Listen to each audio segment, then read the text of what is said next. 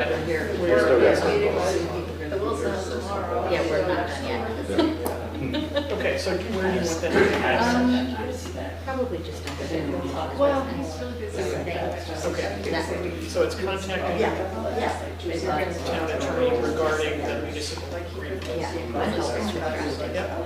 Yep. If we wrap it up quickly, I'll.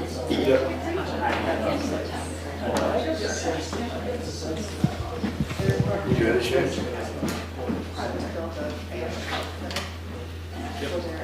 I'd like to call the Londonderry Selectboard meeting of Monday, May 15th, 2023 to order. Item 2 is additions or deletions to the agenda. You have a couple? I move to add to the agenda as the last item under new business an executive session on the appointment or employment or evaluation of a public officer or employee per 1 VSA 313A3. second. All those in favor? Aye. Aye. Aye. Which one? The You can, yeah. contact town attorney? Okay, so I would move that we authorize Shane O'Keefe to contact our town attorney regarding drafting the municipal agreement for the rec. Which will go to help fund and buy materials to finish the interior of the house. So, thank you again. Thank you. Anyone else? Seeing no hands, we'll move on. Item 7, town official business. 7A is Housing Needs Assessment Committee, accept housing needs study. You gonna speak to it? Well, the committee is here, and I would love to have them speak to it, because I think I didn't really do very much other than be a part of a great group, so. Go ahead. Patty Eisenhower, I chair the committee, and first off, I wanted to thank you guys all for your support in doing the study. It's complete, and we submitted the final study for your acceptance. We accepted it last week as final, and so it's now ready for your acceptance. We are asking your support to keep the committee and actually expand the committee, because we have about a dozen strategies that we're looking to start to implement. And we met last week and prioritized them in terms of which ones we want to start work on first. And the question for the group is, whether or not it makes sense for a committee to stay in place, either a town-supported committee or a separate committee, but we'd like to stay involved, obviously, to start working on these strategies. So looking for your support on that as well. Thanks. Did everyone have a chance to read through the initial study and then the notes that were attached in your packets? So the work of the existing committee from the original charge with the ARPA dollars has we found ourselves saying, what are our next steps? And it seems that the next steps are bigger than the current committee. It needs a little more weight, maybe some more areas of expertise. So a thought was to dissolve the current committee, and then with hopes that the select board could get behind it, is to give the charge to form an additional committee that can start to work on some of these goals and strategies and continue the good work that has started. I don't know if I'm the only one, but it seems that since this project began, housing needs is all you hear about these days, and how not just Vermont or Londonderry, but the entire states are all in a bit of a crisis on how we're going to house people in general. So, I think it's a worthy discussion that we should have, and hopefully we can come to the conclusion that it's work that needs to continue. I would certainly second everything you've said, because I've followed this from the beginning, and I think the findings of the report are stunning in terms of what we need to act on. don't know what our next step would be other than to say, do exactly what you're describing, which is disband the original committee with the intent that that group or some group figures out who of that initial group stays on in a new reformatted committee and what additional members you think you need. And that's sort of, might be drifting into your lane a little bit, Shane, to help with some guidance as far as what the process would be. I mean, a lot of our discussion was, and feel free to jump in, Patty and Paul and Marianne and Sharon, expanding the members. I mean, I know the select board generally gives an idea of how many numbers a committee should hold as a form of direction. So I guess let's start with the first part. What do we do to dissolve the committee once we have completed the project? A, and then B, is there a need to reform? Yeah, and it was established to guide the study along, the needs assessment, and that work's done. And more power to you for doing a great job. I think it's relatively simple. We've got a good model that we did with the Williams Dam Committee. We just establish, actually maybe the next task of the Housing Committee could be to craft what that charge would be and bring it to the Select Board. The Select Board makes a determination that this is good, and much like that same vote that took place for the Williams Dam Committee, we just do the same. First part would be to dissolve the housing needs study, and then thereafter establish the new one with X number of members, and this is its charge. We just did that. So we can accept the study today as completed, and then the Housing Needs Committee would complete one more step before they would return and ask to dissolve. I don't see Yeah, why that would not. be Yeah, the charge. help them If set up if they're willing. that new format's going to be. Yeah, Does that make sense? Okay. sounds good. That way, the Select Board would have in their hands what your recommendation would be on how to reform it, what its goals and objectives would be, what the number would be. It'd We be pretty could- simple. We could use the model of what the Williams Dam charge was as a guide, perhaps, to help us I could construct send that it. to you, Patty. Mary.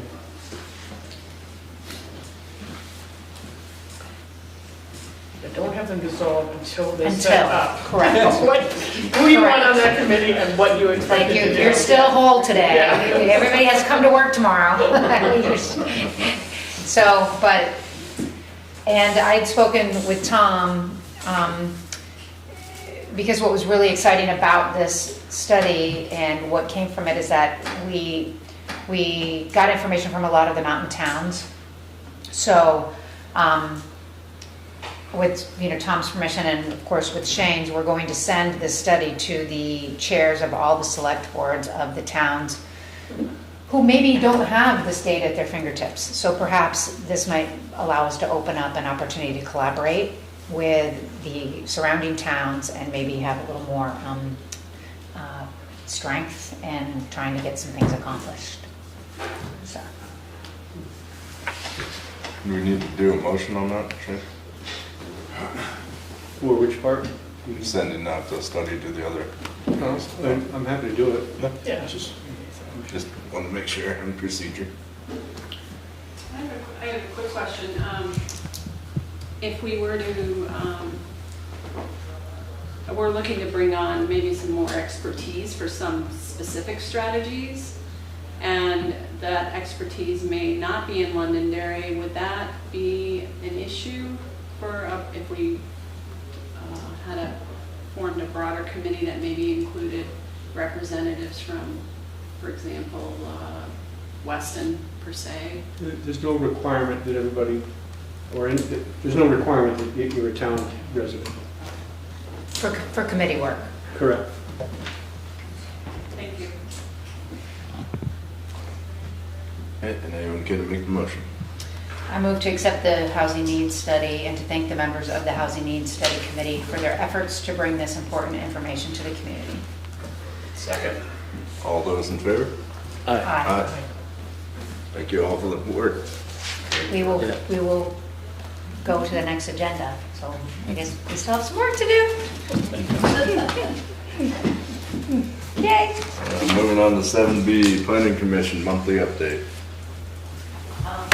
Thank you. I'm here on behalf of the Planning Commission, just to make a quick report. We haven't done this for a while. We've been all engaged in various things, and right now, what is coming up next soon is the rollout of the bylaw, which is formerly bylaw. Now we are calling it the Londonderry Unified Development Regulations. This particular, at this stage.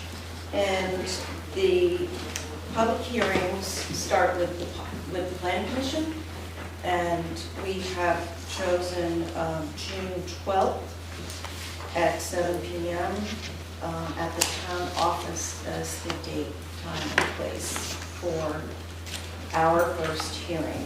Some of you know that the Planning Commission gets a second crack at it if there are questions and things that we need to revisit or reconsider in the process of preparing what we would call our final version that then goes to the select board for a similar process, which is to have a public hearing and hopefully adopt it so that we can begin to get accustomed to it and use it and get far beyond where our existing bylaw actually can take us. That was last updated in 2009, so it's quite outdated and doesn't enable well many of the important initiatives that are going on right now.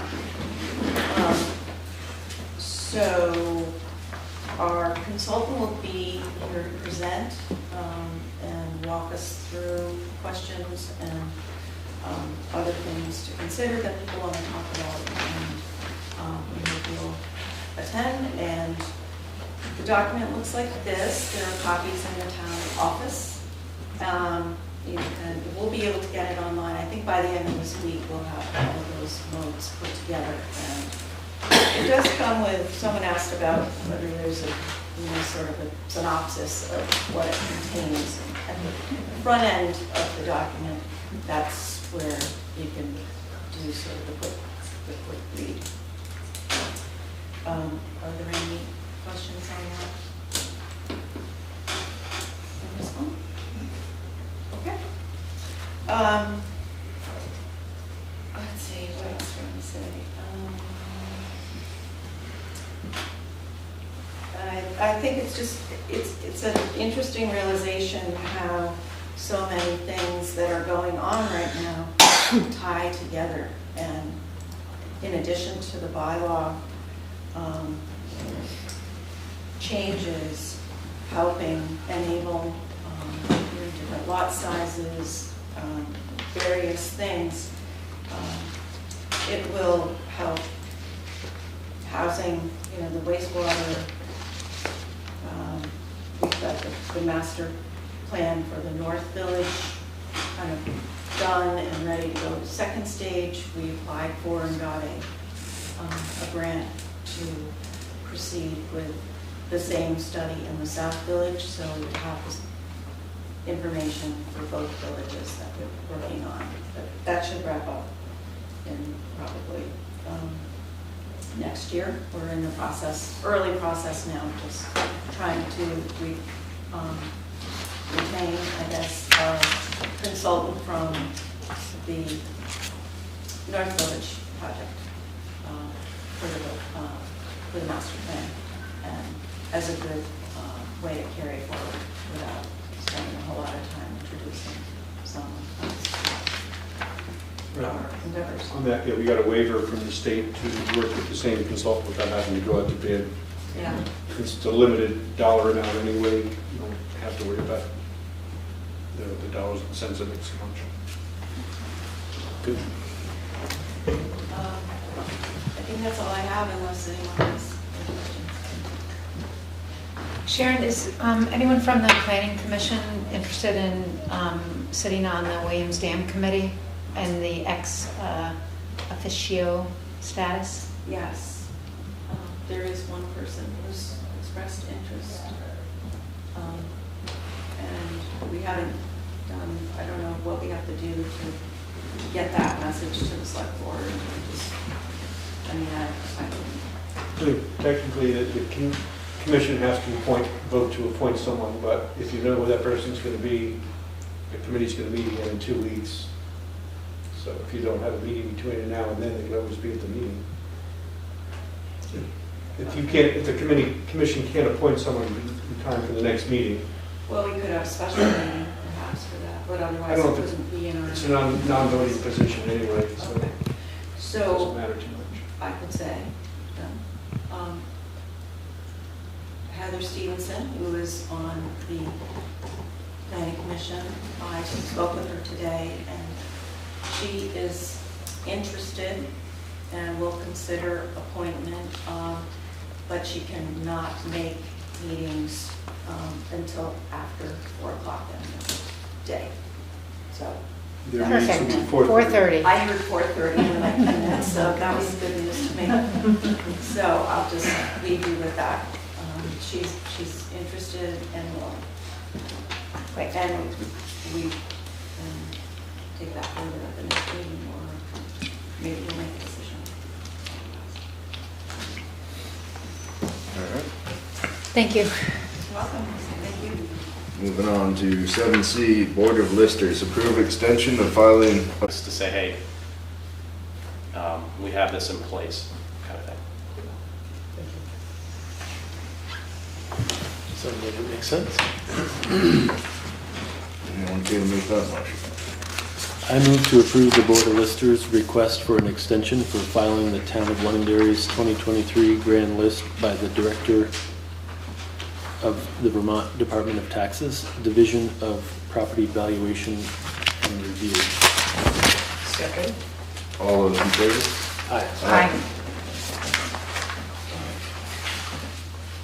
Moving on to 7D, Town Treasurer Year-to-Date Budget Review. Tina's not here, so. Yeah, we don't have the April numbers yet. Huh? Pass on those. So now we'll move on to C, the Rec Director. For the vote. That's what you have.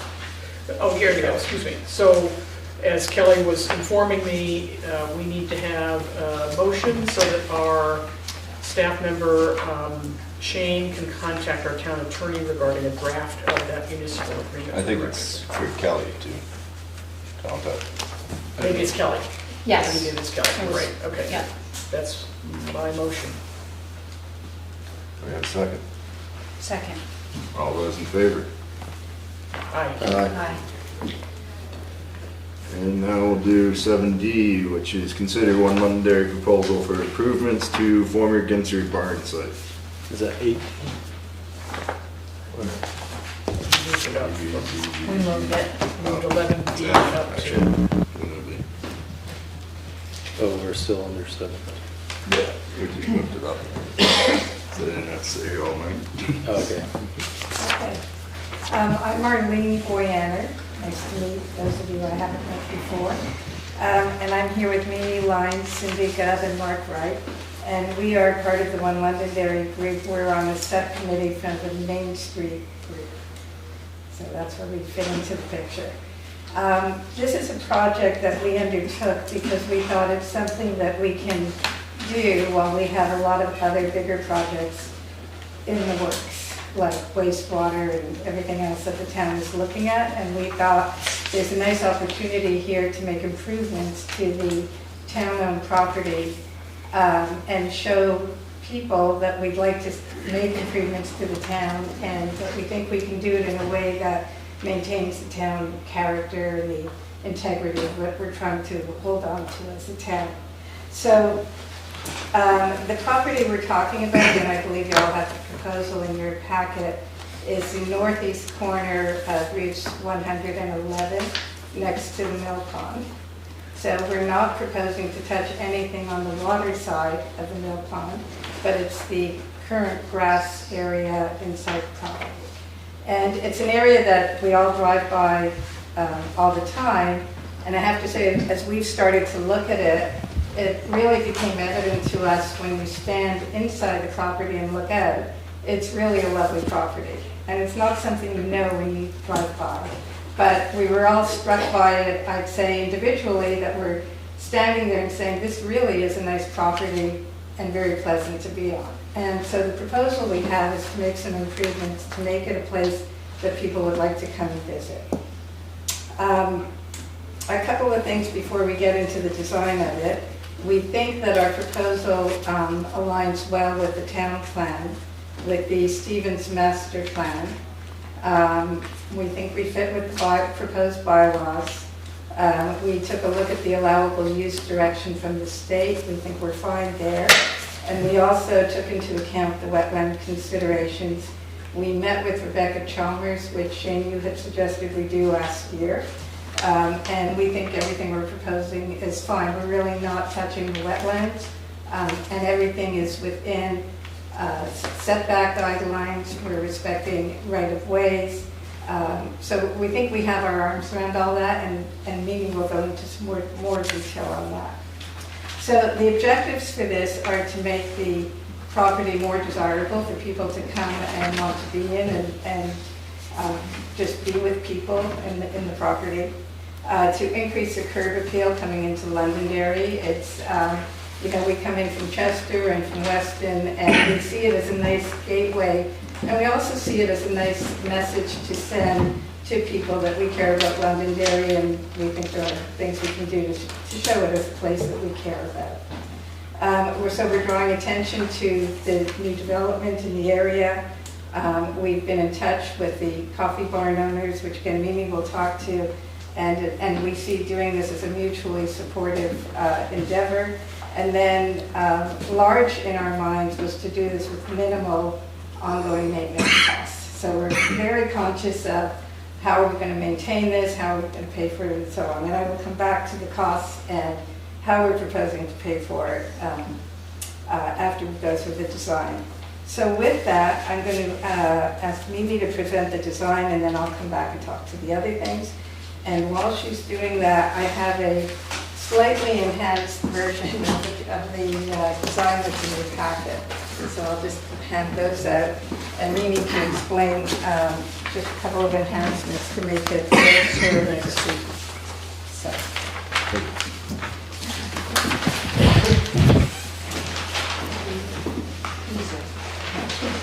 My easel, I'm the easel. Low profile. As designers, the first thing you want to do is listen to your client. And as Marlene said, we looked at the town plan guidelines, the Stevens master plan, the zoning bylaws, and we talked to residents. What this is doing, this is particularly what was exhibited in the Stevens master plan, is creating a town for walkability. It's just the start, and connectivity. This part of town has the farmer's market, which is very seasonal, but along with Gary and Kristen's coffee barn, we're now creating a focus in this North Village of Londonderry. I've talked to them often, and as Marlene again said, they're very supportive as a place for their clients to go across the street and sit and enjoy the view and eat. One of the issues, which is crosswalks, we have looked at extensively. It remains an obstacle, and we're still reviewing it. People still cross Main Street, so it's not like it's not done. It's just not as safe as it could be. But you need all sorts of, I thought this was rather humorous when I looked into it. You need a place to go from and to. And we are now creating that between the coffee barn and this little park. So we might be getting into allowable crosswalks. The next thing you as a designer, you want to look at are your limitations, because you want to get those on the paper first. And so we looked at setbacks, and we looked at right-of-way, and they're highlighted, I think, on your drawing. One, and the property line is a long line with a dot, and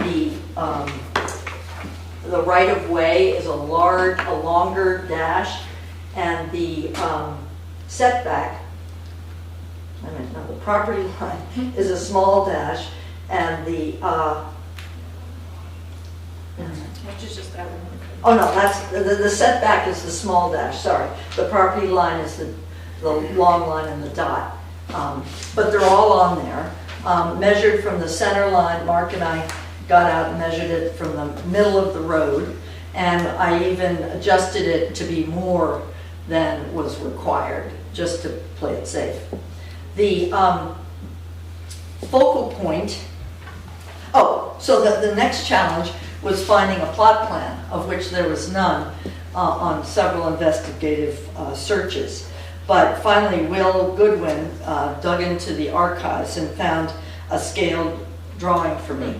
And without a scaled drawing, you can't measure, you have to measure from something to do setbacks and right-of-ways. So that was an obstacle that we conquered.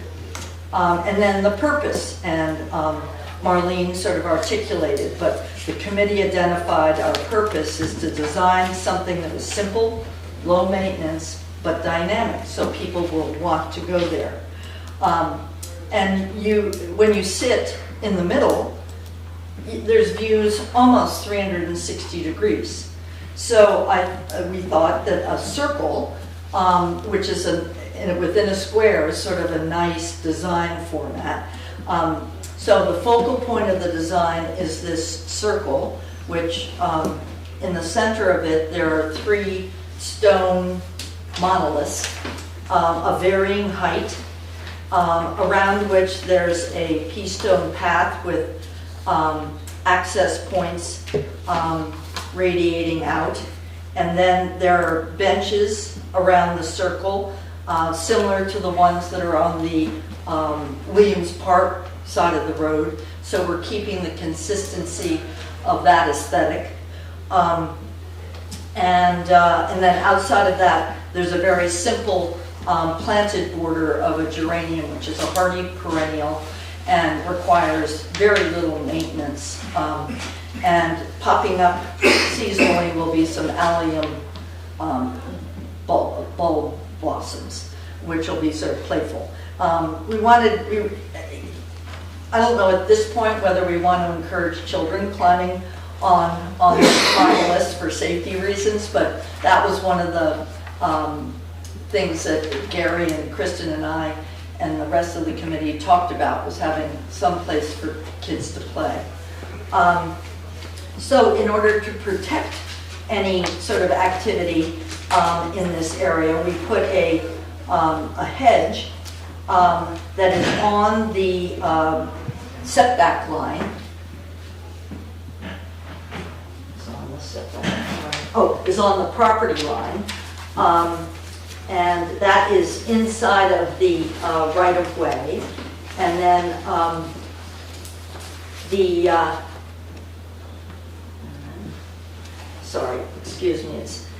hedge is not on the setback. They're close together here, so I get confused. Is on the 15-foot front setback line. It actually creates an interesting shape. So that was just sort of a consequence of following directions. And there's openings in 2 places, one going over to the coffee barn and one crossing the street. That's a hedge that only goes about 4 feet. at its greatest. It doesn't need to be trimmed or pruned. And then 3 elm trees. Again, there's a precedent for that. Mark years ago planted some elm trees on the opposite side of the road, so we're keeping that consistency.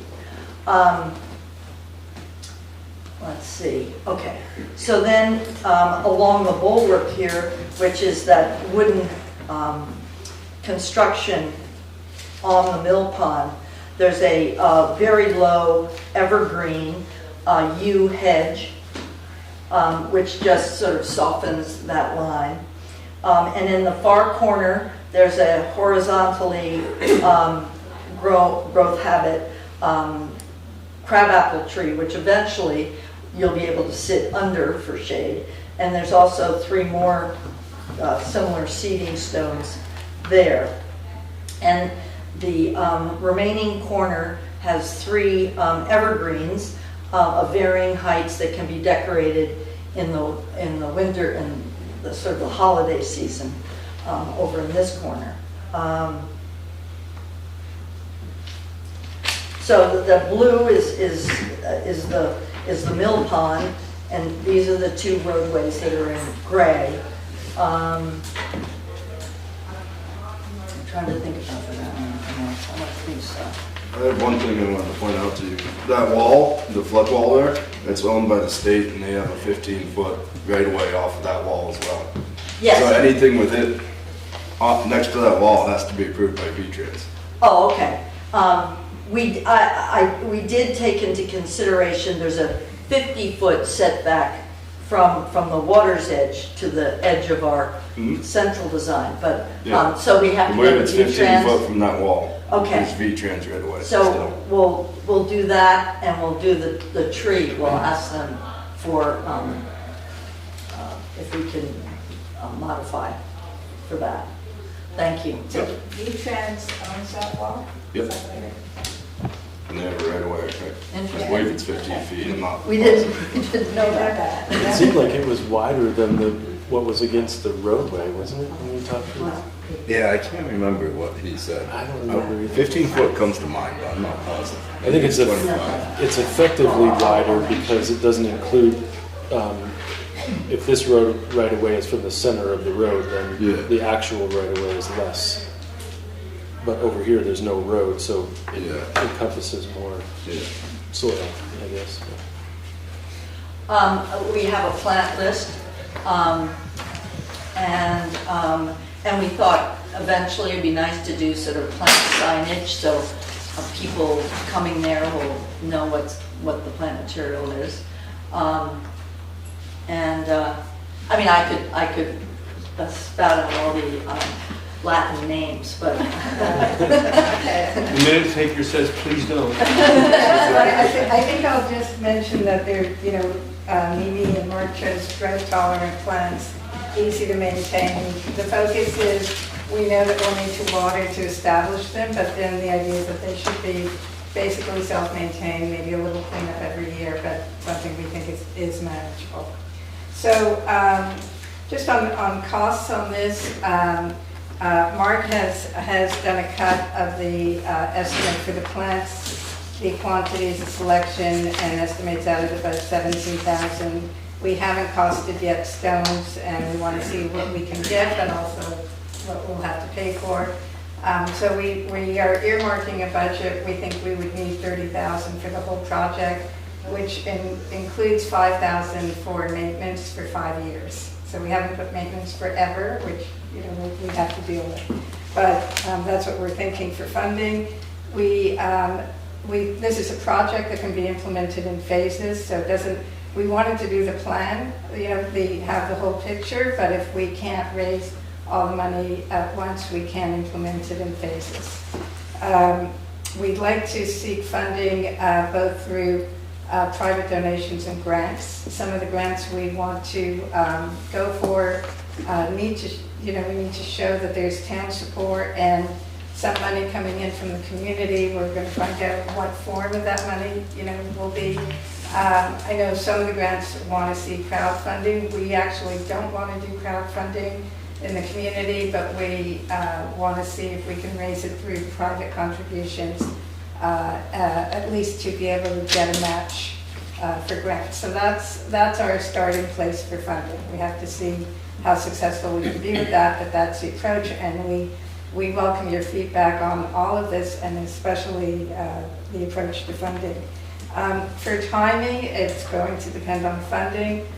If we could raise the money, we would want to start the installation this fall, but again, it's going to depend on funding.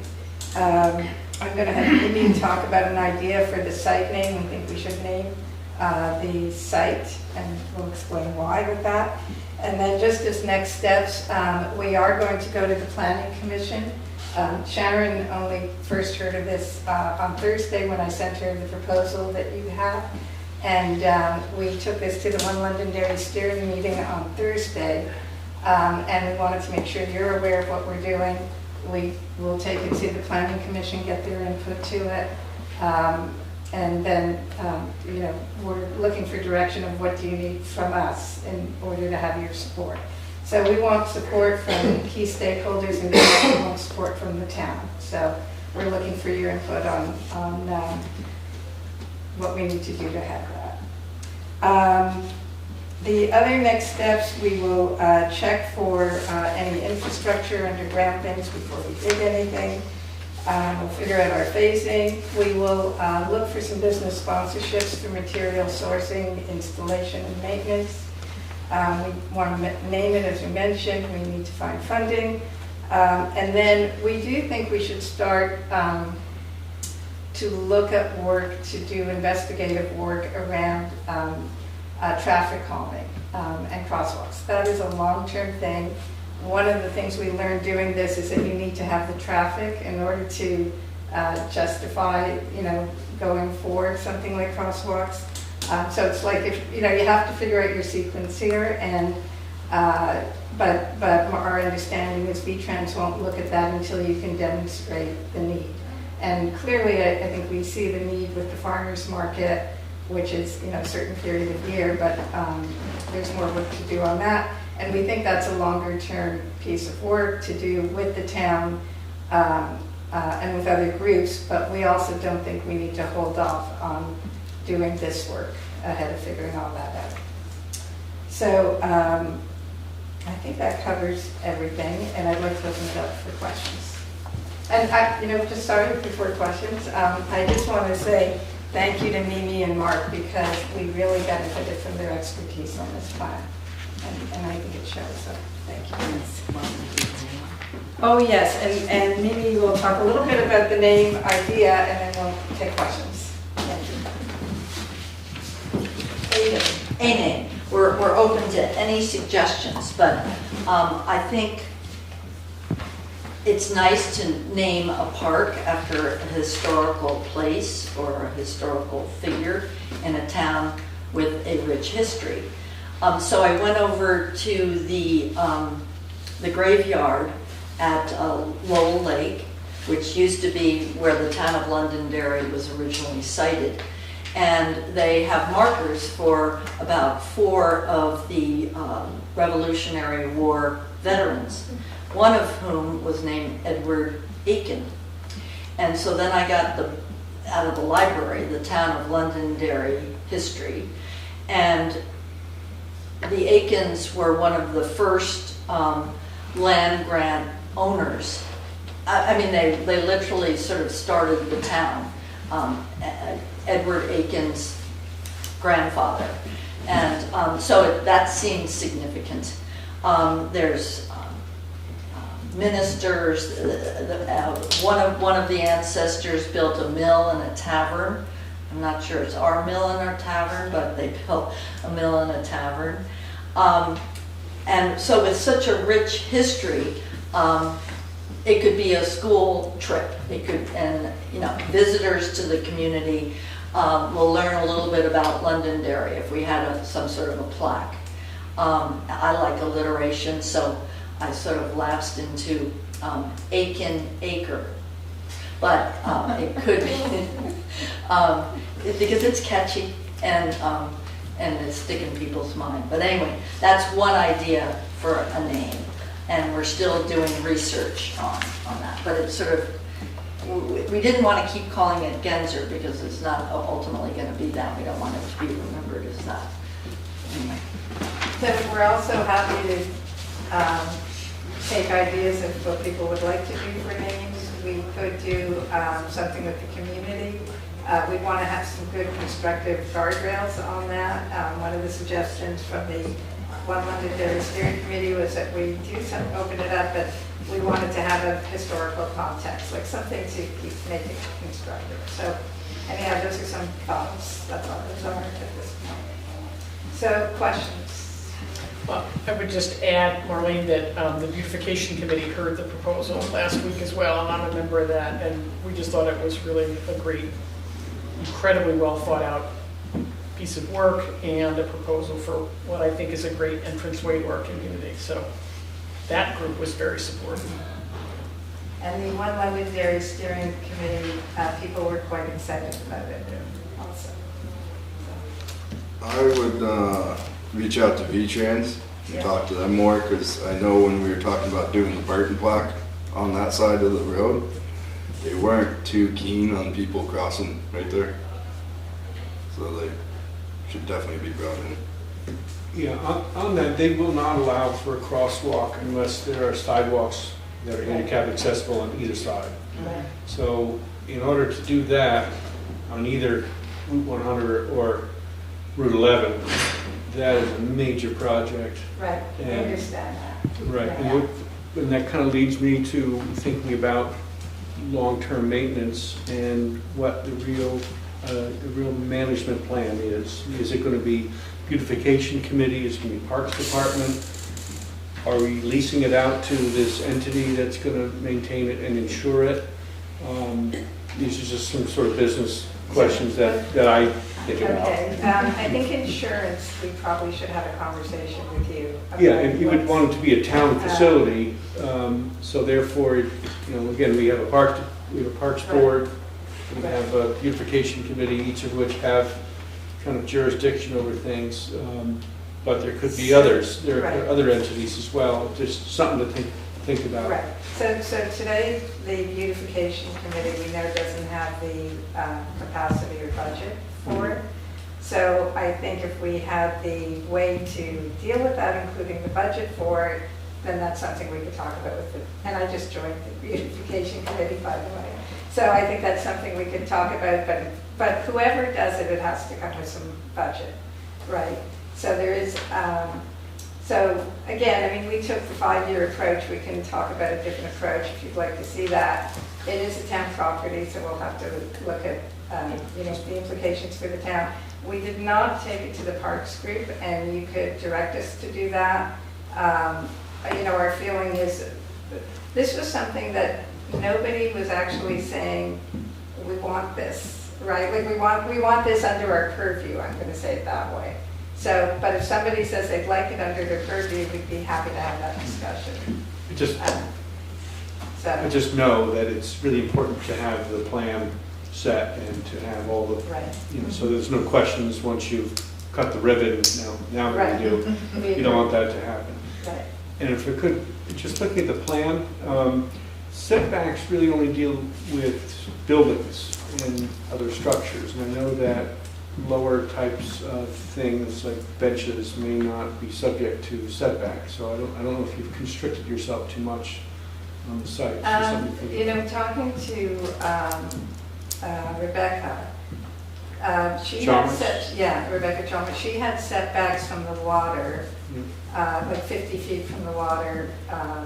So she had setbacks, and then on the allowable use piece, benches were okay. Like as long as it's not a permanent structure, you have more flexibility. I think we've been conservative, but we also felt like we could accomplish what we wanted and do that. So maybe that's, I just didn't know if you were painting yourself into a corner Okay. with some of the regulations. 'Cause Yeah. I don't know that they apply, but I agree with Tom, that connecting with V-Trans Right. is your next stop. Okay.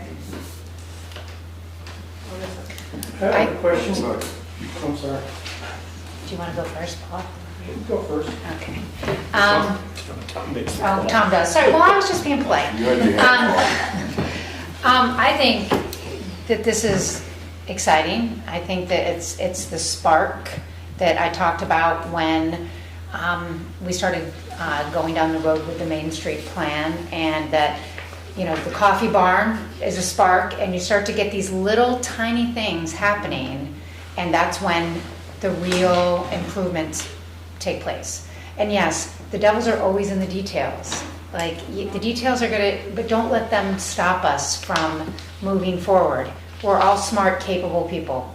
We can figure it out. It might not look exactly like this, it might be a little bit smaller, it might be not as big of a hedge or whatever it might be, but don't let that stop the progress of improvement, please. That's great. We agree with it as the beginning of something, and it's a nice way to begin. Yes, and it's a beautiful design. Yeah, question. Depending on what the town decides for the final disposition of the Williams Dam, there may or may not be a mill pond in the town's future. If there isn't, would that change, or would you need to make any changes to your plan? I discussed that with Shane a few months ago. And also, if there's any construction work around the dam, like, should we hold off until that's all figured out? And Shane's comment at the time, and feel free to change your mind.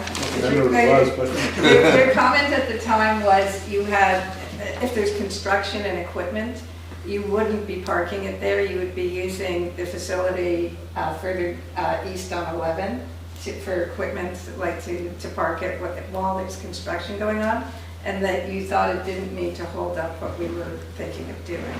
So that could change, you know, if you guys, as people look at that. Even if there was no mill pond, we would still propose to make that a nice place to come to. It's a nice property. I don't know if you guys want to add anything else to that. I mean, if the dam is no longer there, and with it's a run of a river dam anywho, there would still be a river corridor there, and it might possibly be just as beautiful or more beautiful or equally as beautiful as what we have currently. So I don't think it would take away from what happens here at the Aiken property or the old Ginzer property or whatever it is that we're going to call it. I think it's still going to be a beautiful place to sit and ponder and have a nice cup of coffee. But the state restrictions on the bin wall may be different. They may not need that to hold back the water of the mill pond. Right. So it Since might there would make be a channel anyway. And we could look at that as a last piece Right. to do and get on with some of the other pieces. Or it might be something that comes down the pike later. Right, right. The And project could be done. I'm talking to Ron Rhodes from the Connecticut River Conservancy. He's done some dam removals, and they changed the area to make it into a swimming hole. And he showed me some pictures. He sent me some pictures before that. They really make stuff look pretty good. Mm-hmm. Other questions or also advice for how, I heard some good advice, but how we approach it. But next steps, so our next steps, we have E-Trends on the list, we have the Planning Commission, probably some more on the maintenance, you know, how we think about maintenance, which we do think actually is manageable. Like, we're actually willing to start with it, but we need the long-term plan.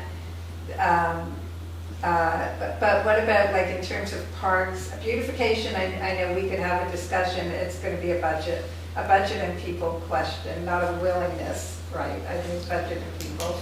But as far as parks, like, I think we have not looked at this as a park. We've looked at it as a gathering place. So if you want to direct us to say, no, we should have that conversation, we can do that. I'll just look for direction there. I think a good idea would be to talk to the Parks Board, because ultimately it would be a park by the sounds of it, and they oversee parks.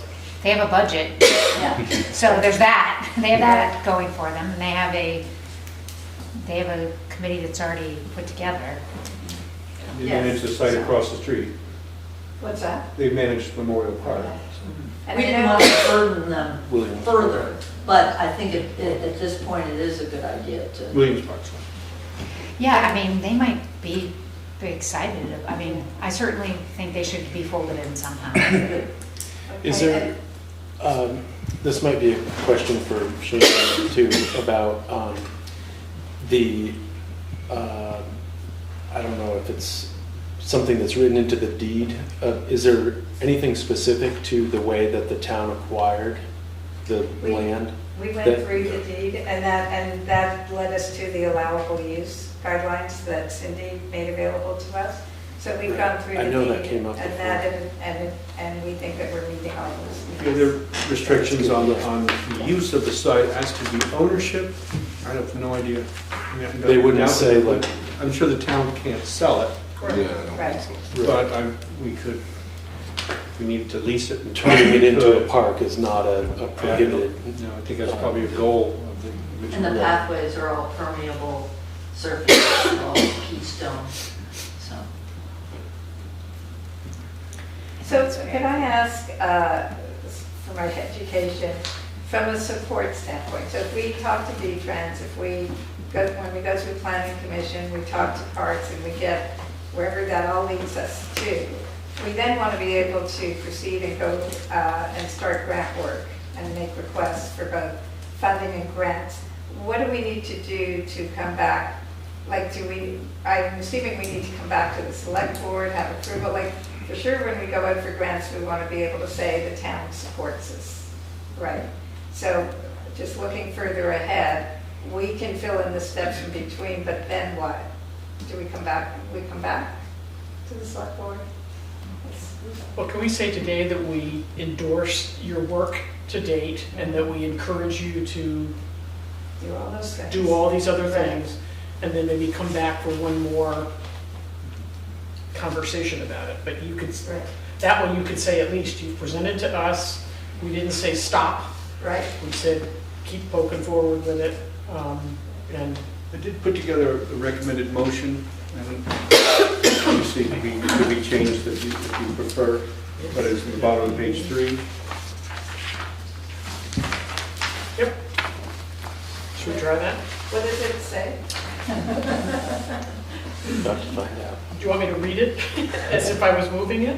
Yeah, because either it gets I'm gonna seconded or read it it. doesn't. Yeah, and we can still discuss after a Yeah. second. So I move to acknowledge receipt of the One Londonderry Main Street Group's proposal and conceptual plans for the reuse of the former Genzer Barn site located at the northeast corner of the intersection of Vermont routes 11 and 100 on parcel number, I'm going to get this right, 10/20/26.000 for open space use, and recommend further development of the project to include 1, V-Tran plans review, and 2, provision of an acceptable long-term management and maintenance plan, which seems like it feeds right into your question.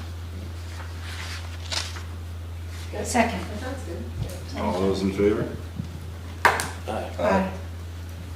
Thank you very much. I would also like to add that I think your due diligence is amazing, and I think that this could be, for anyone out there in TV land, that a very good model to help move initiatives through more quickly. So, thank you. Great work. Great work. Did they contact Mark Pickering for this? Or? Yeah, that would be the place to start, was probably Yeah. Mark Pickering at V-Trans. I'm happy to meet with him and you, if you'd like. Because we've been out there looking at this property related to signage. So he's quite familiar, and he knows about the wall. The other thing I'll just add is the town does mow the property right now, and don't stop doing that. So it's not going anywhere, so, thank you. Thank you. We hope you put a big sign, just like the coffee barn sign that says coming soon. Neon. Yeah. Alright, moving on to item 8, transfer station, solid waste management. 8A is updates. Do we have electronics coming up? Or is that already done? Saturday, right? We have an electronics collection this Saturday at Floodbrook School from 9 to 1. And anybody from the state, residents of the state, are welcome to attend. businesses need to register in advance. I haven't heard from any businesses.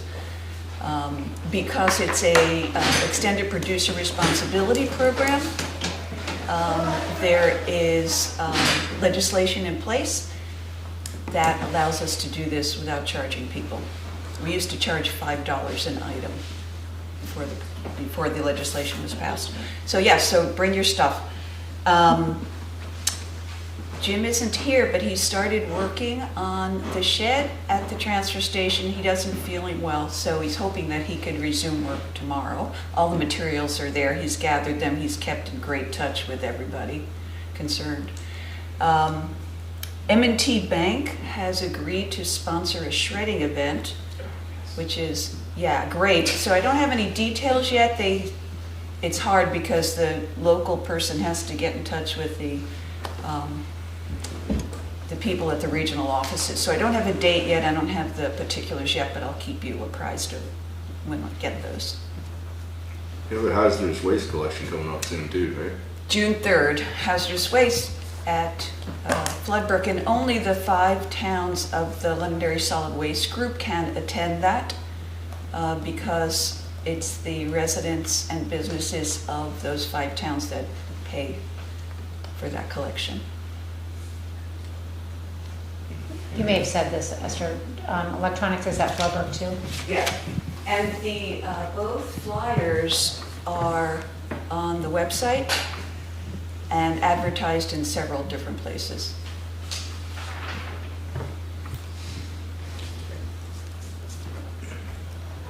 And I don't have any updates myself. So 8B is request for transfer station fee waiver, the little school at Weston. Reading this, it doesn't really even seem like they need one because it's for compost. Well, they'll get I mean, they don't need sticker. Yeah, they won't need the sticker. That's it, right? They need, right, the sticker to enter it, and also then that would, that's all they're asking for, so that would limit them to just bringing their food waste. Do other schools or organizations have such a waiver? Yeah, I have a whole list of non-for-profits that have waivers. And some of them bring trash as well as recyclables. I don't see any problem. Shall I move it? Go for it. I move to approve the request to waive transfer station fees for the little school, which shall be limited to compost generated by the school. Second. All those in favor? Aye. Moving on to item 9, roads and bridges. 9A is updates.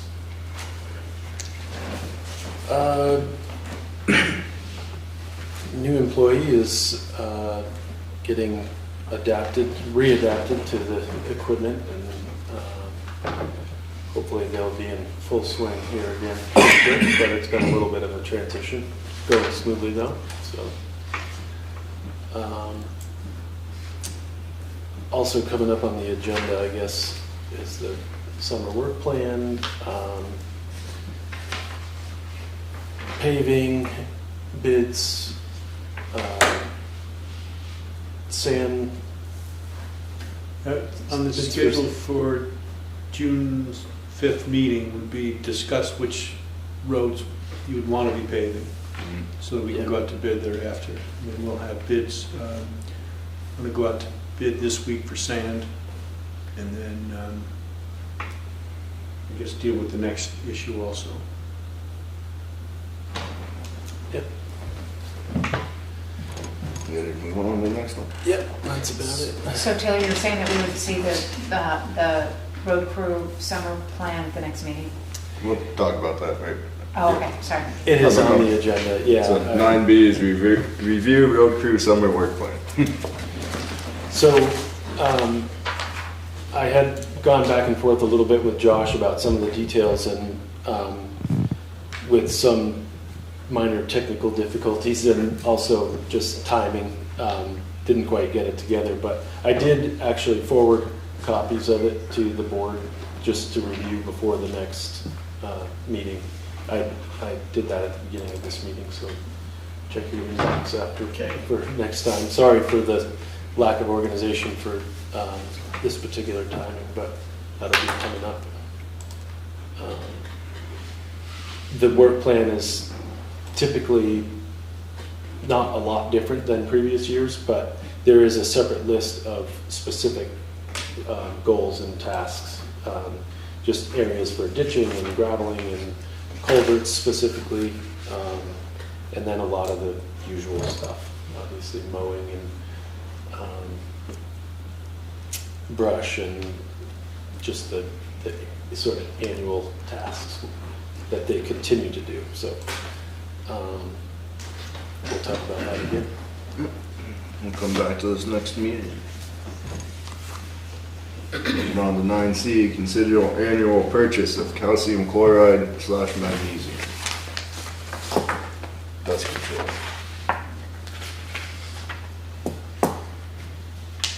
This is something that's done each year. Remember back on April 17th, the board authorized a 3-year extension of the equipment lease that we have with this company called Innovative Solutions, Surface Solutions. And each year they give us a proposed price for the chemical itself. It's up, was it $1.03 I think last year? Now it's $1.09 per gallon. Not crazy high, but it's still something. Going up. Yeah, I'm surprised that's all it is, frankly. Has the disclaimer with the possible separate fuel adjustment fee, is that pretty standard, or is that added to this one? Page 20. It says delivered pricing includes standard freight charges. With the drastic changes in fuel costs, a separate fuel adjustment fee may, underline, be applied to all delivered loads and calculated at the time of order. I just was wondering if that was new or I don't know. standard. I don't know if it's new. I think it I can is. check for restaurants. Josh sent that to at least me, probably you, as well. It was just a one-page thing, and I think it was new this year. So it had what Josh sent me had a price point where if diesel gets above a certain point, they're gonna have to. Yeah, $5.58 per gallon. Yeah. And that's a lot. And if it's that high, I'm them, I do the same thing. Right. It's not unreasonable. I have a feeling that's probably in a lot of people's contracts nowadays, the way prices are going. Yeah. Yeah. Do you need to amend the motion in order to have sort of a flexible figure in there for a fuel adjustment? Are we adequately covered by what we have here as the proposed motion? I guess is what I'm saying. I don't think we do, but you can if you'd like. It does allude to in keeping with the 3-year equipment rental agreement. So if it's in the agreement, then Yeah, maybe it's just updated this year with the price point. I don't know. I can find out if you look at last year's.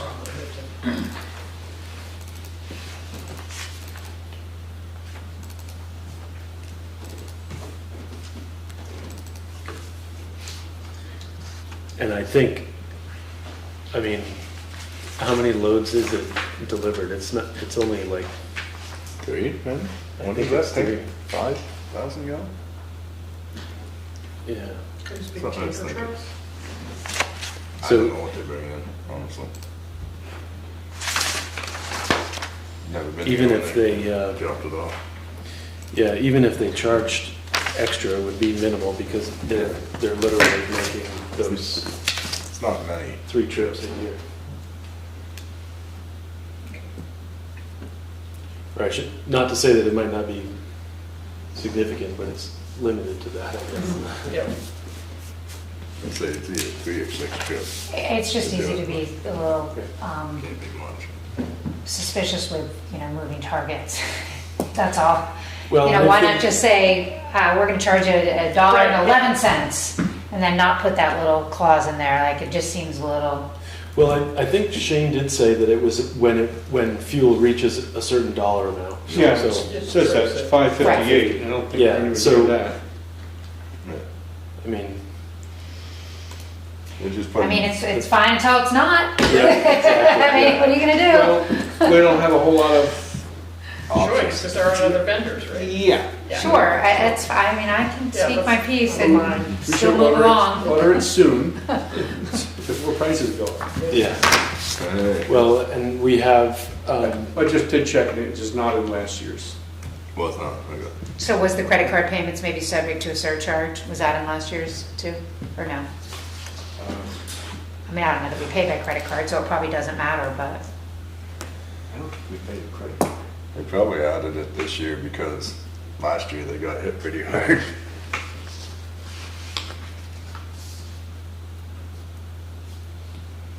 Oh, I'm happy with the wording of this motion. Yeah. Should we just go ahead with it?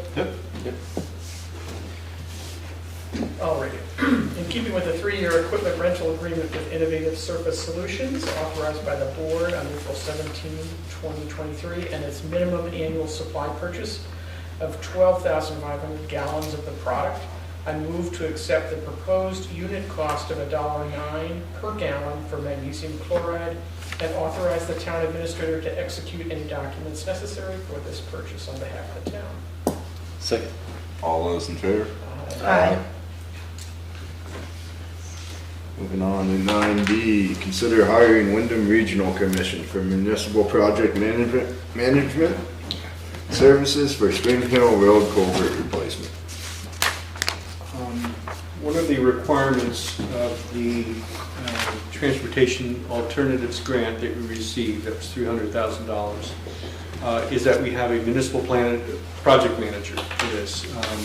V-Trans does that for lots of different projects that it has. It requires the town to have someone manage the project for them. I can do that. I don't think I have the time to do that. Wyndham Regional, we actually budgeted roughly $47,000. Wyndham Regional came in, I think, at 26,700.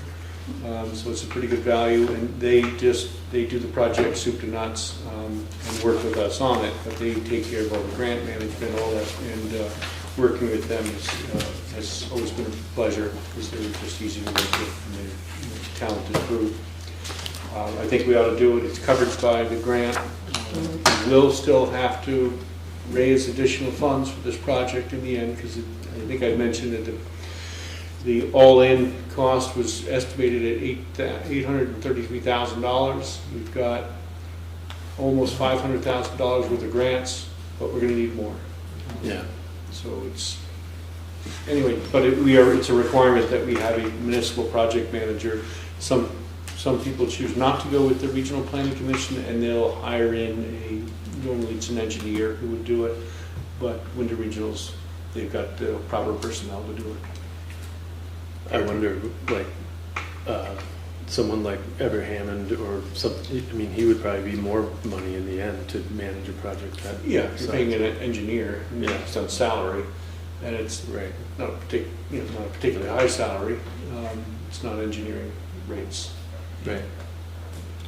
Sounds good. And I know this individual, Matt, is doing other projects already, so it's not cutting his teeth with us.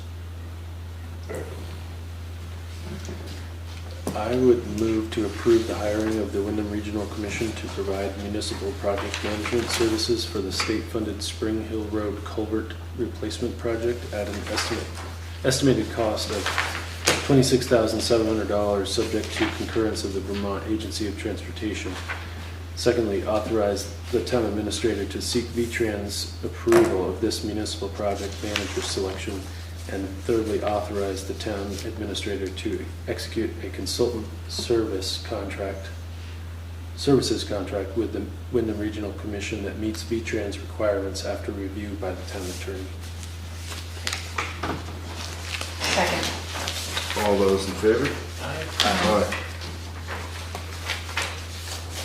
Alright. Moving on to item 10, old business. Discuss regulation of short-term rentals.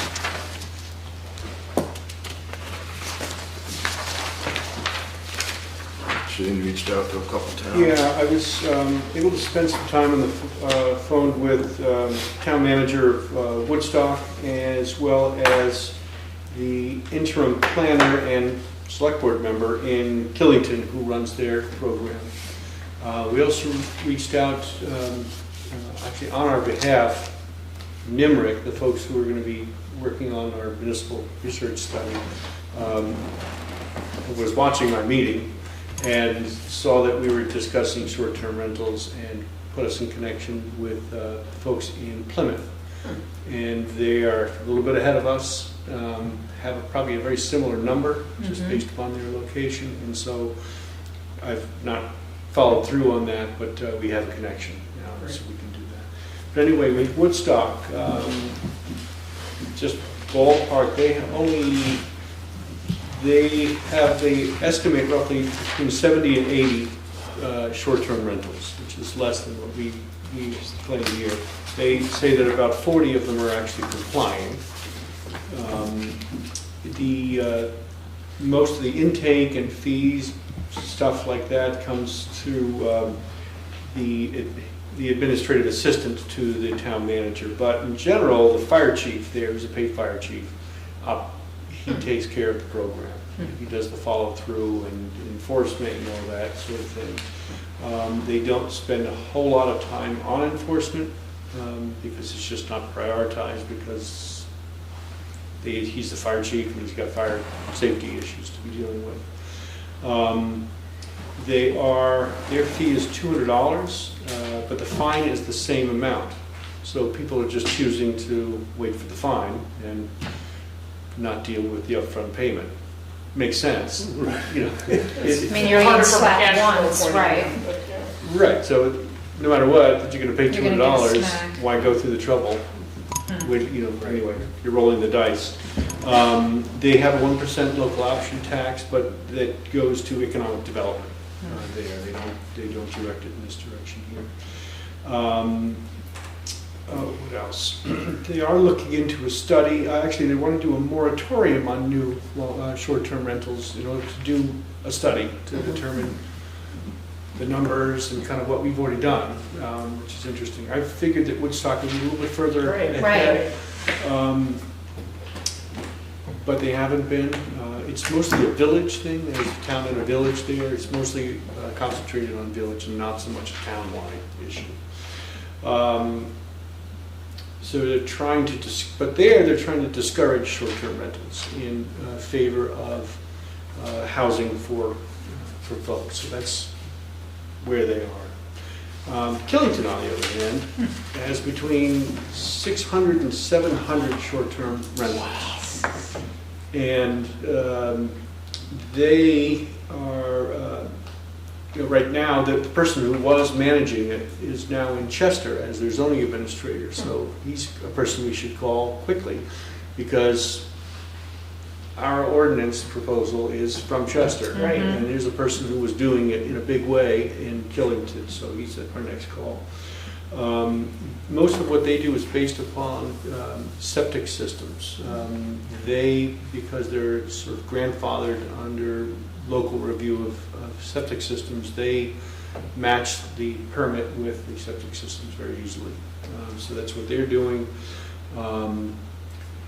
The effort that they have to go through really depends on how many people are breaking the rules. And they figured, between 5 and 7% of people are problematic, and therefore that's what creates all the work, is having to chase those folks down.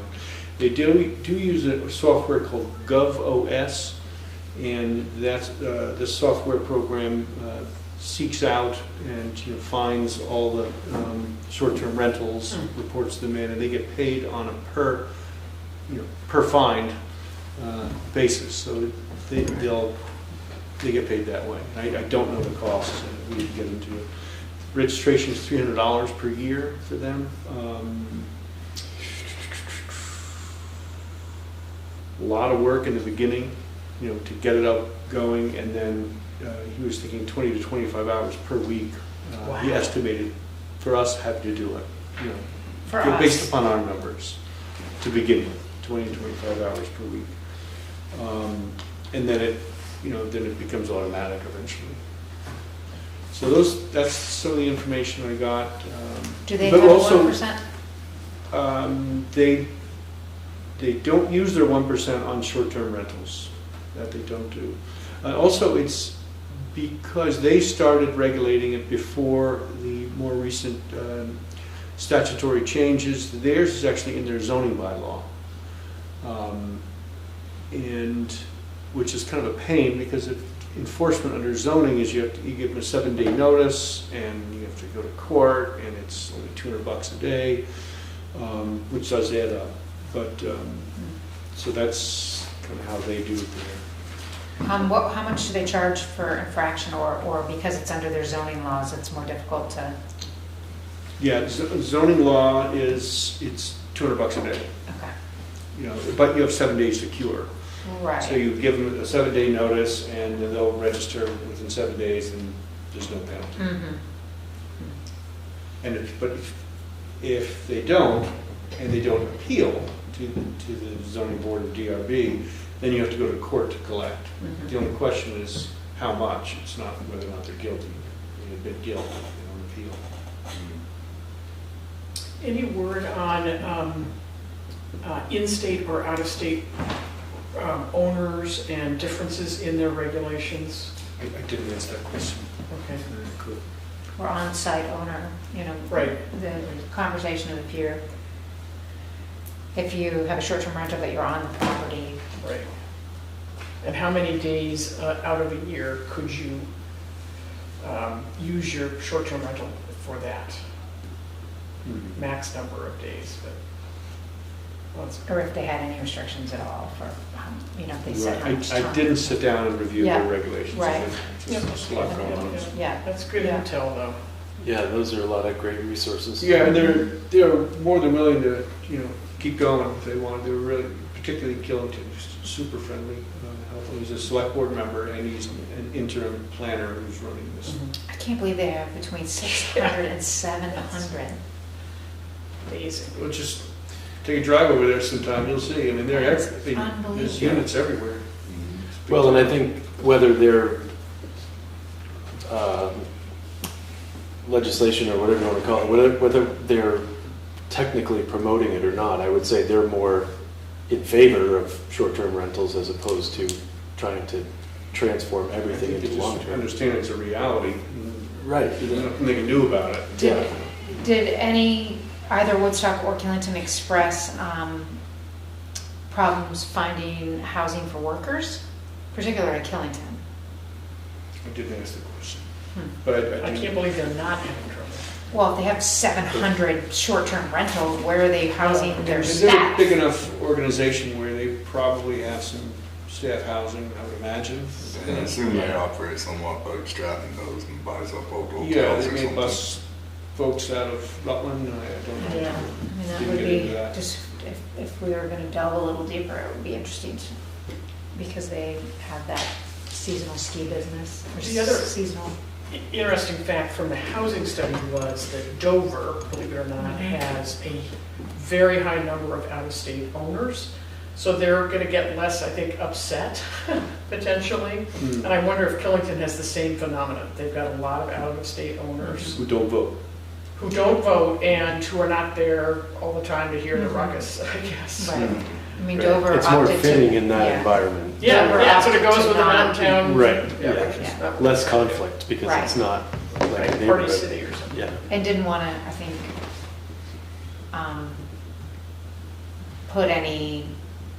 have any ill will with the resort.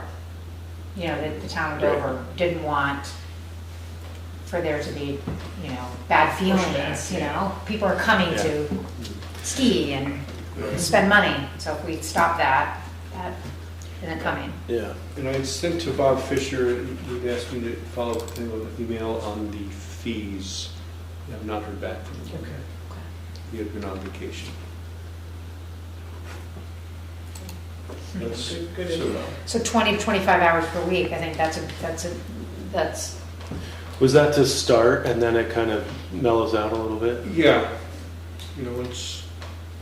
Once you're up. partly because they also have a company helping them out, doing research. Did you look Right. into that company at all? I looked at their website and I glanced at some of the stuff. Though as soon as you get into watching the videos, they want you to sign up, Mhm. and I just didn't feel like signing up for something else yet. Right. That was like the company that done the article that we got as reading material a couple meetings ago. Right, Same kind of thing. yeah. You know, there's only so many things I can receive on my email. So, I mean, I think maybe trying to reach out to the gentleman who's in Chester now, Yeah. and then maybe just check in on Plymouth if possible.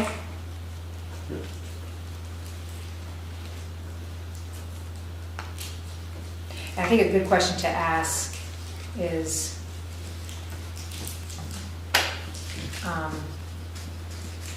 just go away. If they're having any trouble with housing you know, if they're having difficulty filling unemployment or, you know, job postings or.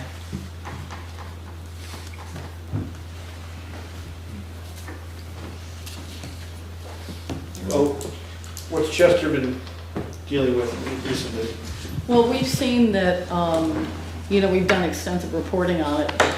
And one of the problems that we've got is that families want to move in and they can't find housing. They want to go to, you know, our schools and they can't find it. And workers are having a miserable time finding housing as well. Apartments, you know, we're doing another deep dive into the numbers. Because you know, there's a lot of things that are listed on Airbnb and Vrbo, et cetera.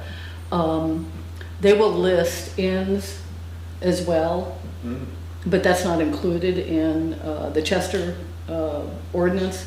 So we're trying to pull those out and find out what other places are coming on board. So we're in the process of looking at that more closely. But And the new zoning person has come there from yeah, Killington, correct? yeah. And when he came on, when Preston came on, you know, he took his experience with Killington and has applied it, you know, actually catered to, you know, what's going on in Chester, but used that experience, which has been helpful. Yeah. Catch. I will do that and report back at the next meeting. Right. Sounds good. Thank you. Thanks. Moving on to 10B, town office project budget for side entrance repairs.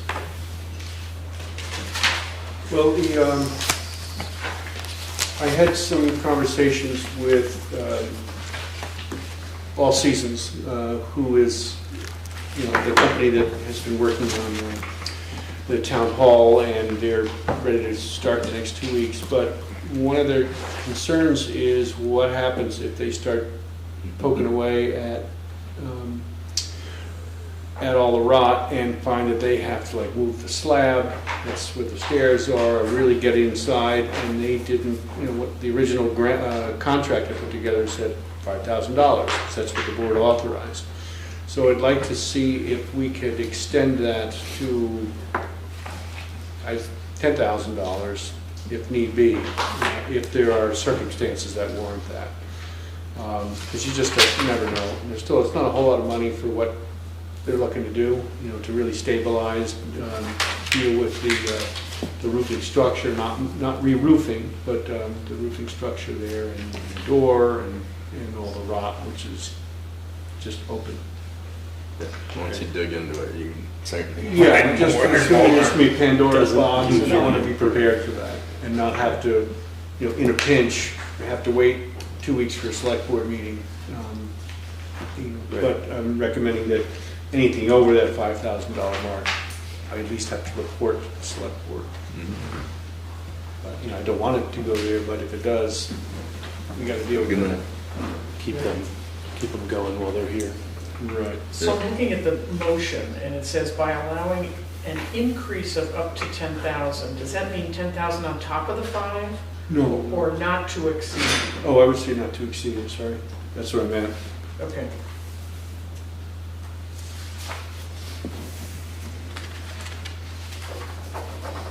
Well, increase. whatever word you want, whatever whatever you're most comfortable with, but Cap it at 10 total somehow. allowing a total of up to. Allowing a total of up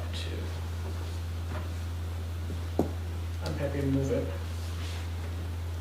You know what? Okay, I move to amend the board's March 20, 2023 decision to fund the improvements to the town office side entrance area by allowing a total, what am I saying? A total of no more than $10,000 to be expended from the town building reserve fund for this effort to address any unforeseen circumstances that may arise through the course of project implementation, with any expenses over $5,000 to be reported to the select board. Second. All those in favor? Aye. All right, moving on to item 11, new business. 11A is internet vendor permit application, West River Farmers Market. Not yet. They have a That lot. would be you. Okay, I'm putting on a different hat. Hi, I'm Cynthia Perry from the West River Farmers Market. We're coming back once again. We're celebrating our 30th year of the establishment of the market this year. And we've got some posters that are going to be going up all over the place. And we're really happy about that. And also this year, new to the market, we're going to be doing accepting crop cash, giving out crop cash. I don't understand the complete details of this, but I know it involves a benefit for our lower income residents where they will get extra money to purchase at the farmers market. So they'll get, be able to buy, fresh fruit and vegetables, buy more, which we think is wonderful. Right. So, and that's really it. We're just looking for another year, another great year at the market. One thing that we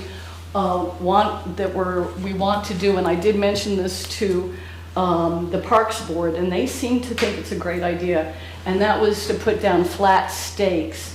We have 10-foot tents, in our 40 10-foot tents that go around the market, and it's really time consuming, and a lot of times we actually get it wrong. So we wanted to actually put ground stakes in that would be flush with the ground so it wouldn't affect mowing at all, and leave those in there throughout the season and then pick them up. And the folks at the Parks Board said that that would be fine because they mow 3 inches when they mow. So I just wanted to come and say thanks again for having us, and if you have any questions, we're happy to answer them. Do you need wooden stakes so you can just drive them in afterward? Yeah, you just, Instead of having to pick them up afterwards? no, you just in the leave them season? in. Okay. Yeah, they're flush with the ground, and we should be able to see them quite clearly, but they shouldn't be obtrusive at all. But we would check them, of course, every week to make sure that, they haven't popped up and caused a problem. So. You probably hear this a lot, but when I was walking around town talking to business owners and the like about what are issues that they have, as you can imagine, at Tammy and Mike's, they're very concerned about the parking issues that happen on Saturdays. I had a there. nice long And- talk with Tammy the other day. Oh, good, okay. Yeah. Just be sensitive to what that community needs. Yeah, because we are losing some parking with the coffee shop coming in, and she knows that we're just, anytime she's got a problem, she just needs to call us, and we're going to take care of it. Great. We can't stop people from parking in certain areas. She's got our signs. We've got signs up in all sorts of places, and we're asking people not to park there. There are scofflaws out there. Oh, yeah. And so the best thing to do is to keep the lines of communication open so we can remedy the situation. Yeah. So. Great. And the parking on the bridge V-Trans does not like that. I'm sorry? And parking on the bridge V-Trans. Yeah, that's something that we've tried to stop. We could probably bring in the Windham County Sheriffs and have them taken a couple times. That might stop it. I mean, have them might be worthy to have them do a Saturday patrol when market season starts, just to Just a just to verbal be reminder or just to something. be Yeah. visible. Did we discuss, last year at the same time, I feel like this came up again, and I don't know if there was ever any research done or if it came up again, but I was thinking that there was mention of painting like hash marks on the bridge or something that would Yeah, I show thought we that it's looked not into that, parking, or- and we were told we couldn't do it, that, and if V-Trans was gonna do it, that they would have to do it. they would do Yeah. it themselves. And they're just not going to do it. And they're not gonna It's do just it. not. Right, okay. It was jarring my memory from the same time last year Yeah. about the parking and stuff, so. Yeah. Sounds good. It's a great asset to our town. Sure Thanks for all is. the work you guys have done for 30 years. Yeah. Thank you. Anyone care to make a motion? I move to approve the itinerant vendor permit number 2023-01 submitted by the West River Farmers Market of Londonderry Incorporated for 2023 and allow for the use of Williams Park for this purpose, subject to the permittee, number one, maintaining insurance coverage throughout the period use of the town property to include commercial general liability insurance with a limit of not less than $1 million per each occurrence and general aggregate coverage of at least $2 million. And secondly, provide to the town prior to the first use of the town property an acceptable certificate of insurance that names the town as an additional insured. Second. All those in favor? Aye. Just want to mention it's the same motion as last year, but the certificate of insurance needs to be amended to, you've given me already, but it has to show that the town is what's called an additional insured. Okay, I'll give them a call. Yeah, and if they need to, they know what it is, the insurer, they'll know. Okay. Might cost you a couple of bucks.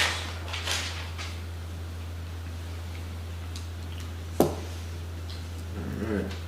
Moving on to 11B, consider a request for use of town office meeting room. I move, that's a pretty simple one.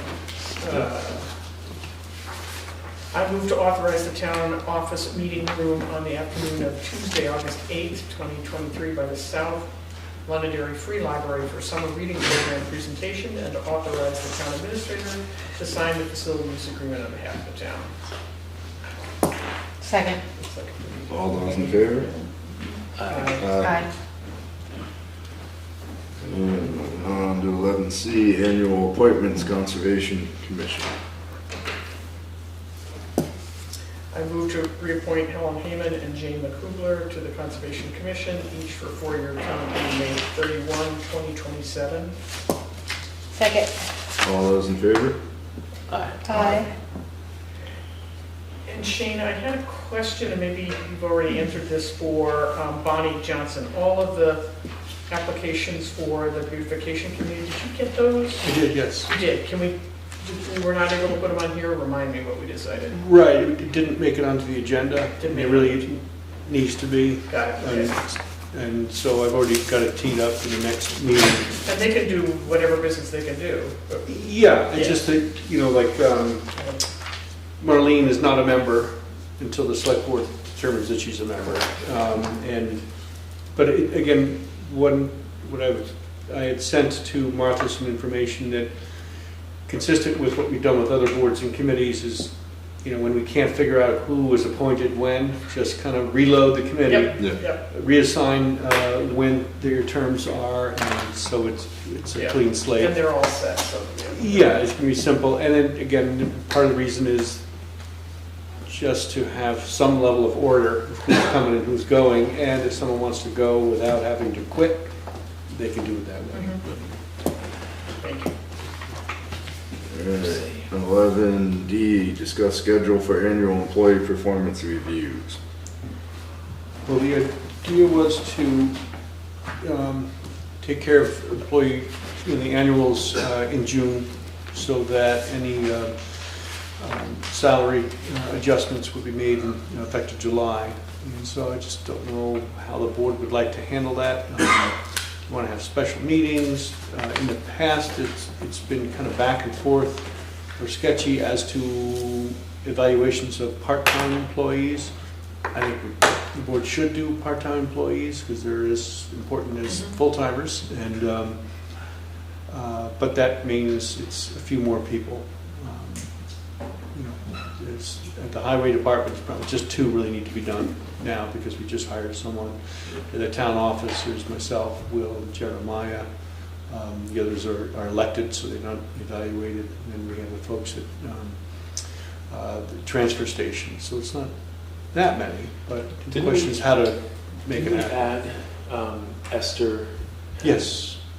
Oh, you were including her in the transfer. Yeah. Yeah. And she's a part-timer, but you know, she's What about, because she hadn't been done in a long time, and we kind of, when we did that, we kind of agreed that we should be doing the part-time ones too. the assistant clerk? She's She's appointed appointed by the clerk, and so Okay, therefore, so, okay. yeah. Say. I mean, no, it's not really. I mean, it's really the clerk's jurisdiction. So what's that give us? You, Jeremiah, Will, 2 road crew, 4 transfer station.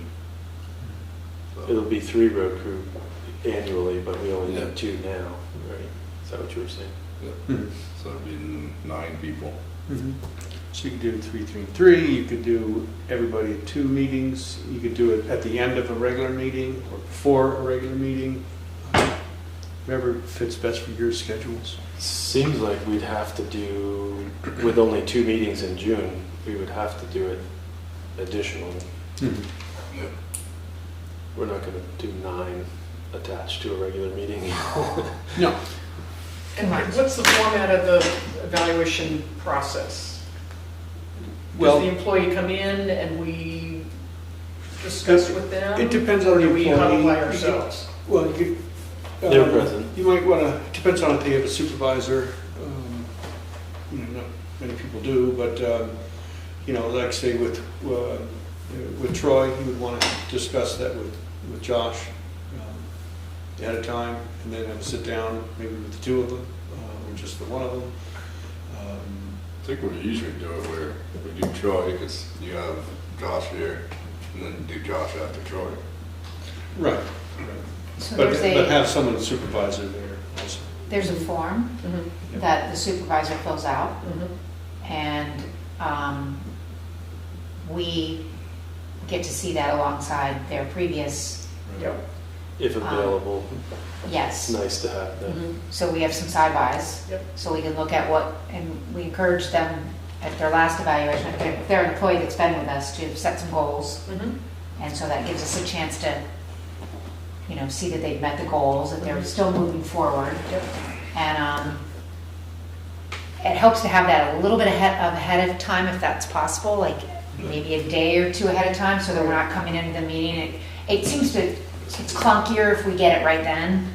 We don't have time to really think about questions we want to ask, or, so if that's possible to arrange to have it a little bit ahead of time so that we can prepare, I think that will help it not to feel so tedious. Might be complicated because it's confidential, but I don't know how that, the reviews are confidential, so the disbursement of that would be, Oh, it's okay. it could just, If I send confidential stuff, it remains confidential. It's a protected document.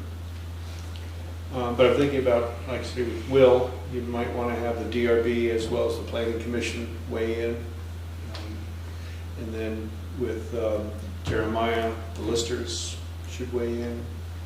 Can you do that ahead of time so that that information rolls up into the material we get for that moment when we're having a conversation? I mean, I think the evaluation form, like say for Will, should come from the chairs Right. of the 2. Right. Yeah, that's all. And then the listers should prepare theirs. Yep. For me, you guys would prepare it. Mm-hmm. I could structure a memo on how one way of it going down. the only ones we really fill out are the ones that don't have other supervision. Yeah. Like Esther. We would fill out one for Esther. But I usually fill out the one for Keith. you'd fill out the one for Josh. For Josh. Right. Do we ever have the employees self-evaluate? I don't think Have we we ever have. done that? No, there's a form was, Tina came up with the form a couple of years ago. No, I don't think it does have that, but it's, can be a good idea. I found It's that. just a nice way to help us stimulate conversation sometimes Right. as to, sometimes the employees need things and they don't know how to ask that they need them. And that's Right. sometimes a good way for that to happen. So it just might, again, help us to get our arms around this process to make it the most effective. It would almost have to be, I mean, if it was going to be something written, or are you saying just in conversation, have them self-evaluate? I think written, It would probably have to be a separate form from the one we're using, right? It could be more broad or. I mean, I've seen it done a Yeah. bunch of ways. I've seen it, it's all the same form. And then you Have them kind of have a fill chance out to be like, are we on the, Right. are we this far apart or are we, this far apart? Right. But, Or, I mean, it's- or we do the process and then we let them adjourn and then comment back to us afterwards. It tends to sort of, as you can imagine, elongate this whole process a bit more. I think we're looking to do it more. Right, they can submit comments. Either they say, yeah, I agree with the board, Right. or I don't, and this is why. That's very commonplace to see that evaluation forms. Actually, I think we have another one from the transfer station we should do too, on Dana. I guess he tried to email me, but he was asking for a raise. Maybe he was talking to Tina. He should be another one I that. mean, is he new? No, he just fills in. Like if Steve's not there or if Keith's not there, he'll fill in. And the Parks Board has an employee as well, very part-time. So who evaluates Dana, you or Keith or Steve? Keith. Keith. And I think he. Because I've never seen an evaluation on him. I've only seen an evaluation on Usually candidates. don't. Right, I mean, part-timers, I Historically agree with you. not. I agree with you. Part-timers should be evaluated. yeah. Everyone should. Well, for Esther, it had been almost 17 years, so. Oh, my God. He Right, works- which is Dana works very disappointing. sporadically too, so that's one Right. reason we probably. Or maybe I got don't that review number wrong, one. but it'd been a Right. long time. For I think that just helps, so in this process of employees who maybe aren't on the path of success, if we're evaluating everyone, it gives us another way to give them what they need to make them successful, or maybe to perhaps part company. I think doing it all at once helps you guys figure out whether or not it's the best way to do it. And that the way we're doing it now is whether or not it works. So It's been pretty so loose It's hard to really over fine the tune years. something that we Right. have to stumble through Right. only occasionally. I mean, I'm all for tightening it up a little bit, just because it'll help it to feel more natural as it's always kind of clunky. Yeah. If we can help it to, And it's hard for people to spend the time on it too. People are so busy, and it's, so the way the form is now, it's pretty simple to deal with. But you do have an opportunity to embellish upon things if you'd like. But it's, I've seen things that are 4 pages long, but not, we don't really do that. Right. Have you seen a copy of? I mean, self-evaluation might be an interesting ad, Yeah. particularly I because think we so. do have so many employees who have been here for a long time. That it might just be another way to understand how they think they're doing. Well, and actually, they could walk in the door with that at the evaluation. Right. Because we do have a lot of employees who've been here for a long time. You want to keep it? I'm okay, I'll get one more. So it just might be, I don't know. So how do we determine who's up if we're sort of condensing everybody from different dates? Just do them in order of the, or Which is, I mean, we're going to do them all? like mine, I could, so I'm already here, I could do it at at the end of a regular meeting. That would be Easy. convenient. Or you could have people at the beginning of it, come in at 5 o'clock instead of a 6 o'clock meeting. And for an hour, you could probably get the highway department done in that 1 hour. Yeah, that seems easy enough. And then pick maybe 2 other dates for everybody else. Josh will be he'll be here at the next meeting. He's at the first meeting of the month. If we wanted to try to do them at 5 o'clock. So that's, The only problem for me is that I have Williams Dam meeting oh, it's 4. at 4:30. Yeah. I mean, I can step out at 5 o'clock, there's just gonna be a lot going on in this Oh, building, yeah. Mhm. That's right. so. Not that I really wanna have another meeting, everyone. But,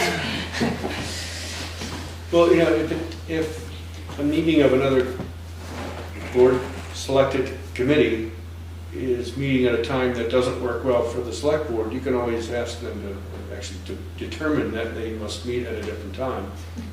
yes, I don't think they've quite got their sea legs yet, though. Yeah. So to do that right away would Right. feel a little Also, cruel. they could also meet in a different. Right, I mean, today with parks, was like, we have Yeah. to sort of look at the calendar. Right. They could always meet in the Lister's office. Mhm. There's a way to make it happen. Yeah. Like I said, the devil's always in the details, but we can make it happen. Mm.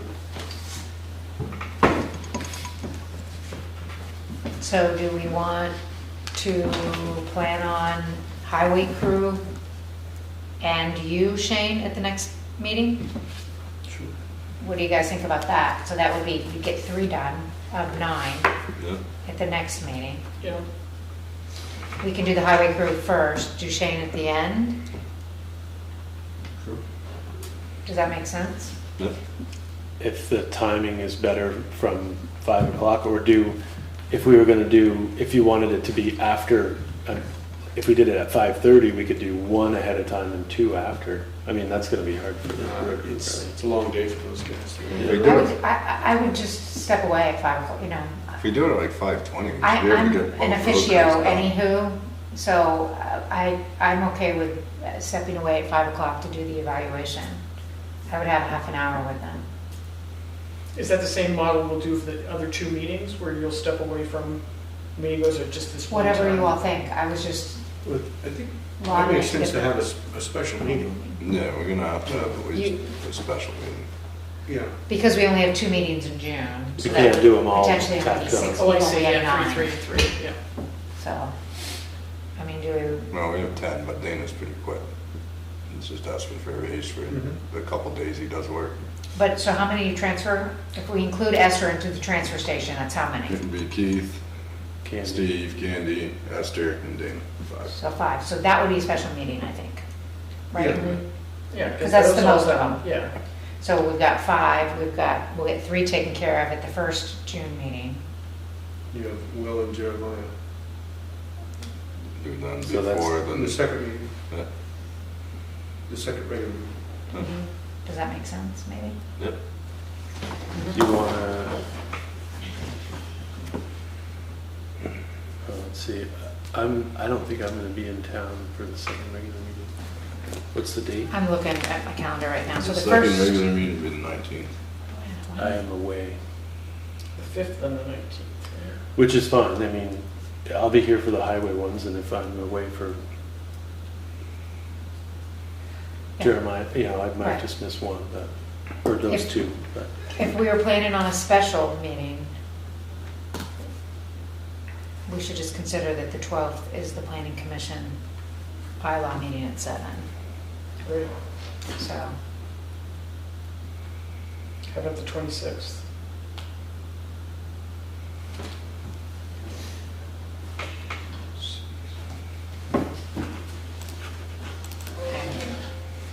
I leave Mondays kind of open, just in anticipation of things happening, so I'm available on the 12th before the planning commission meeting or the 26th. Yep, I am as well. So whatever you think, Tom They work for me. and Taylor, for the special meeting. Which would you prefer? Yep.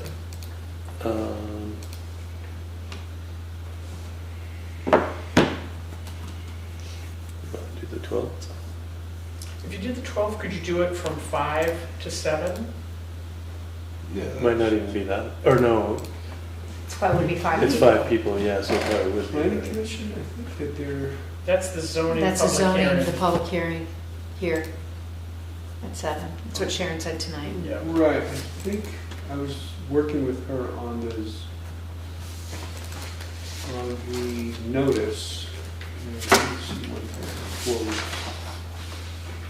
I thought it was the 13th. Nope, 12th.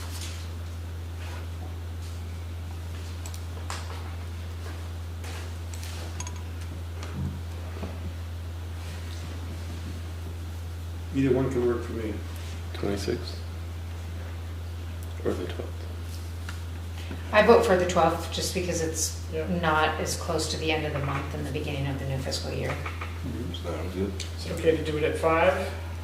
That's okay with me. Fair.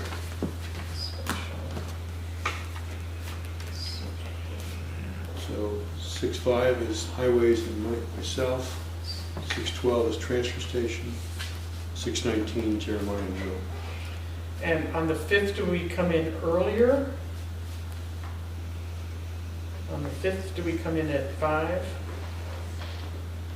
Yeah, that's what we were saying, right? Okay. We're up at 5:30. The, Think we could get it done in half an hour? or 5:20 and have 20 minutes, just so, if we do 20 minutes for each review maybe, or as a goal, I mean, they're not all gonna be form fit probably. but- Well, it's whatever you're most comfortable with, because you're on the other committee. I'm comfortable with 5:20. We'll call it 5:15. Great, love 5:15. 5:12, Don't do that, don't do that. 5:15. So yeah, I can duck out a little bit early, that's cool. Why is it doing that? Cool. Oh my gosh, what's happening? I hate my phone. Alright, I got that agreed upon.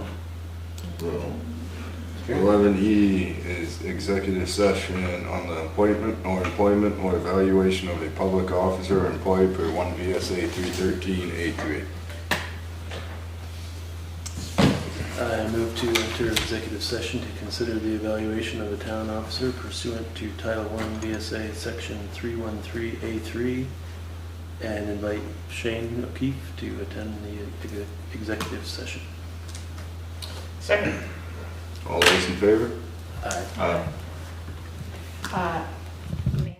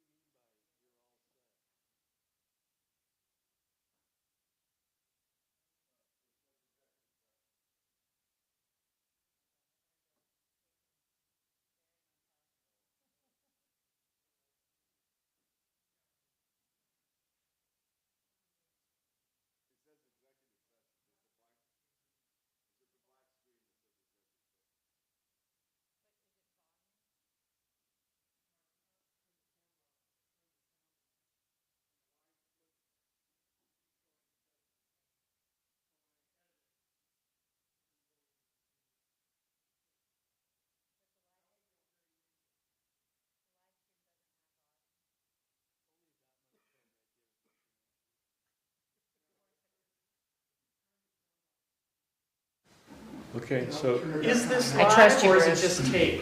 Still getting used to this whole thing. So, Yeah, It was live. This part was not live. not, executive session is not live. Good. Otherwise, somebody's phone's We're gonna go just off. showing the executive session on the screen with no sound. And I forgot to turn the camera off in my rush to get out. But So there was was no it sound, so Was it, I'll just edit it out. was it recording anything? Yeah, they're just recording the visual, but no sound. Okay. Oh, I don't have any. Ready? So out at 8:25. someone wanna open the door? Oh, I got it.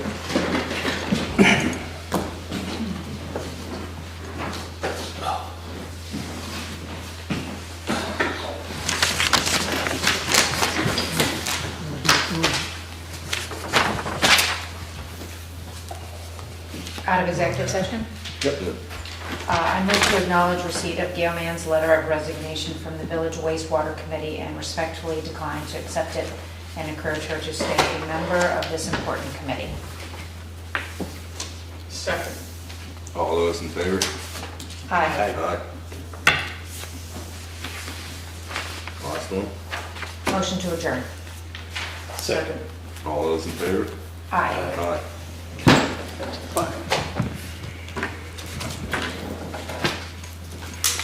Thanks, Bruce. You're welcome. Thank you. Sorry for the confusion.